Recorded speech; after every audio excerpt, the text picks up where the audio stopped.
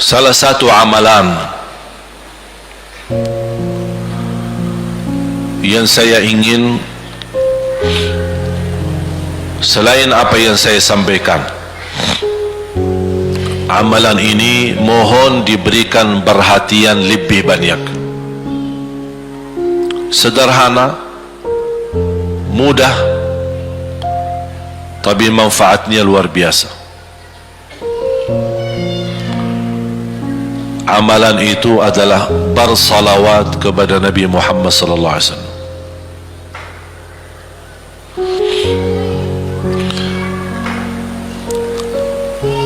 Kali ini saya tidak minta anda bersalawat seperti biasa. Saya yakin Bapak Ibu suka bersalawat, tapi kali ini saya ingin anda membawa salawat kepada Rasul dengan penuh rasa cinta. Demi Allah jamaah sekalian, tidak ada di antara kita yang bisa dan mampu membalas kebaikan Nabi Muhammad untuk kita semua. Salawat kepada Nabi Muhammad, satu kali salawat kita dapat 10 kali rahmat. Ini baru satu kali, dapat 10 kali rahmat. Nabi Muhammad menjadi Nabi kebanggaan kita, rahmatan lil alamin, termulia akhlaknya. Yang paling mulia akhlaknya terhadap istrinya, itulah Nabi Muhammad sallallahu alaihi wasallam. Setiap malam saya suka minta maaf sama istri saya. Saya sampaikan, mohon maaf, saya belum mampu menjadi semulia akhlak Nabi Muhammad sallallahu alaihi wasallam. Yang termulia akhlaknya terhadap istrinya Nabi Muhammad. Makanya kata Rasulullah di hadis yang sahih,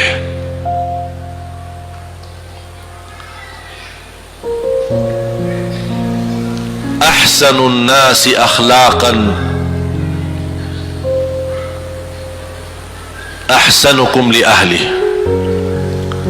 Yang paling laki-laki yang termulia adalah laki-laki yang termulia akhlaknya terhadap istrinya.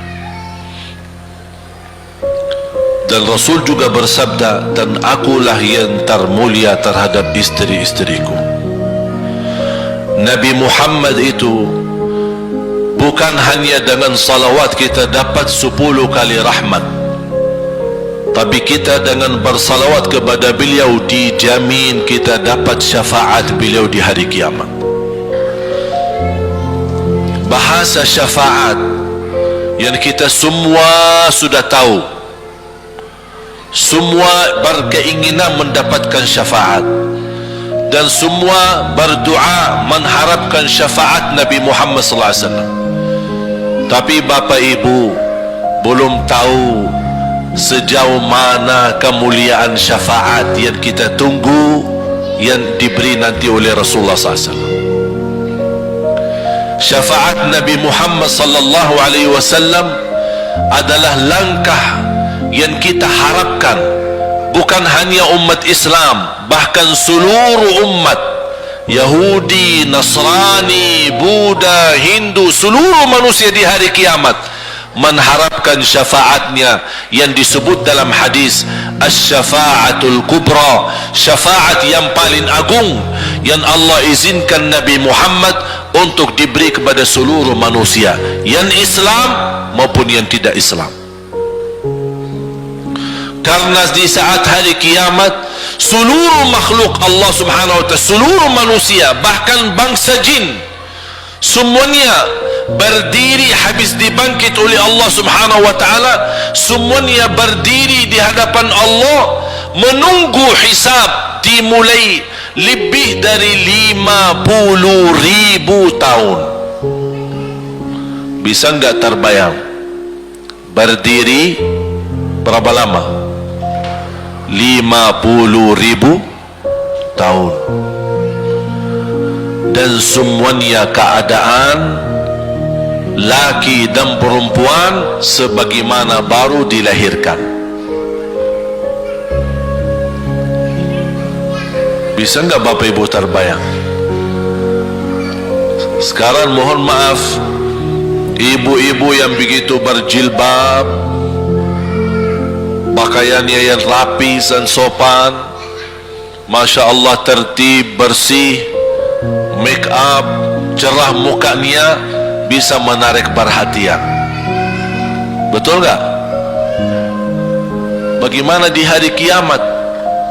Semuanya di satu tempat, disamakan, laki sama perempuan campur, dan semuanya dalam keadaan sebagaimana baru dilahirkan, tidak berpakaian apa-apa.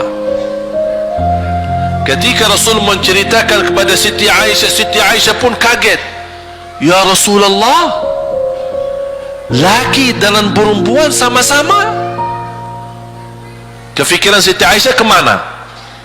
Malu dilihat oleh orang. Apa kata Rasulullah SAW?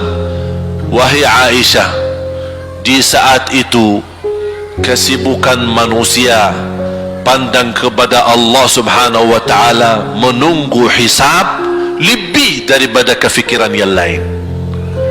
Bisa enggak terbayang? Saya yakin tidak bisa terbayang. Mohon maaf, apapun kesibukannya, biarpun dahsyat yang menarik perhatian, tetap ada kesempatan masih cuci mata. Betul enggak?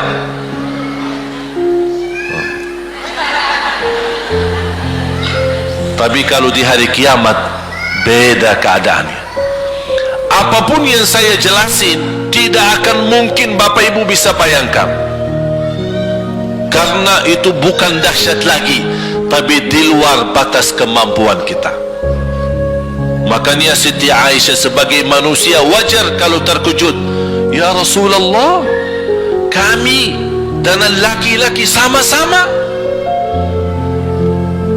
Rasul maklumi fikiran Siti Aisyah sebagaimana memaklumi fikiran kita yang sama. Tapi ternyata kalau di sana beda. Makanya di saat itu belum lagi matahari didekatkan. Disebut dalam hadis mil, 1 mil. Di dalam satu hadis 1 mil adalah, kalau untuk gelang mata itu kan berapa ukurannya? Berapa senti ya? Sangat kecil. Betul? Kalau dalam bahasa Arab itu namanya mil. Berarti ukuran nanti di hari kiamat kita berdiri 50.000 tahun dan mataharinya dekat seperti ini. Di riwayat mil bukan yang itu maksud, tapi adalah ukuran perjalanan. 1 mil, kira-kira 1 mil cukup jauh? Sama, kurang lebih berapa kilo? 1,5 kilo? Ya, kurang lebih 1,5 kilo. Sekarang jutaan kilometer kita merasa panas. Sudah ada AC, sudah ada kipas, sudah ada ujang, sudah ada ini, tapi merasa begitu panasnya. Itu jutaan kilometer. Bagaimana kalau 1,5 kilo? Makanya Rasul menggambarkan nanti di hari kiamat, yang biasa di dunia kalau kita keringat dari atas ke, kalau di hari kiamat terbalik, keringat kita dari bawah ke atas. Ini tergantung dosa kita. Kata Rasulullah, ada yang keringatnya sampai ke mata kaki, ada yang sampai ke lutut, ada yang sampai ke paha, ada yang sampai ke perutnya, ada yang sampai ke dadahnya, ada yang sampai ke lehernya, bahkan ada yang sampai merasa sudah sesak nafas, ingin melamatkan diri supaya tidak tenggelam di dalam keringatnya sendiri. Dalam keadaan itu 50.000 tahun. Di situ manusia sudah merasa gelisah, sudah cukup merasa